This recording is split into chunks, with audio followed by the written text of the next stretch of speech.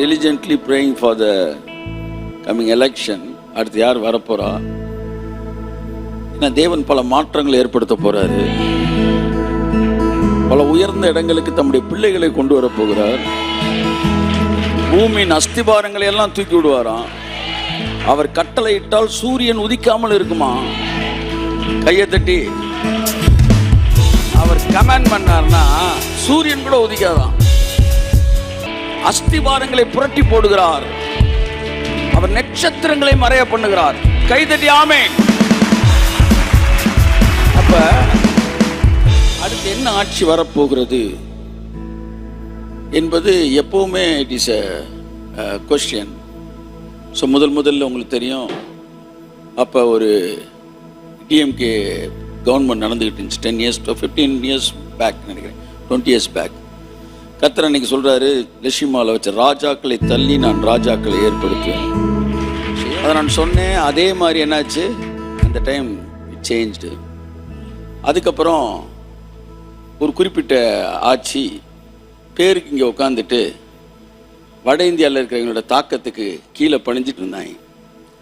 அப்போ என்ன அப்போ ஜெபம் பண்ணும்போது அந்த இதில் சொன்னார் கர்த்தர், உங்கள் விரல்களினாலே பிசாசுகளை துரத்துவீர்கள் அப்படின்னார். விரல்களினாலே துரத்துவீர்கள். என்ன விரல்கள்னா ஓட்டு போடுற சொன்னார். அப்போ அந்த மாற்றம் வந்தது. லாஸ்ட் டைம் கர்த்தர் சொன்னார், சூரியன் கடும் வெயிலுடன் உதிக்கும்னார்.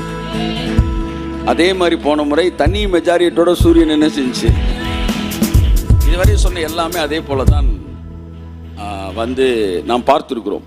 இப்போ விஷயம் என்னவென்றால், உனக்கு இனி பகலிலே இனி சூரியன் உனக்கு வெளிச்சம் தராமல் கர்த்தரே உனக்கு நித்திய வெளிச்சமாக இருப்பார்.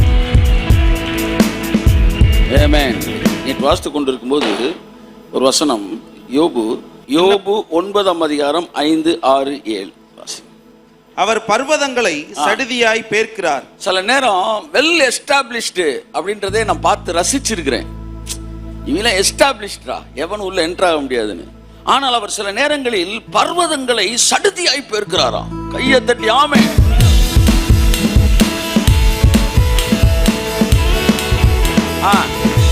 நம்முடைய கோபத்தில் அவைகளை புரட்டி போடுகிறார்.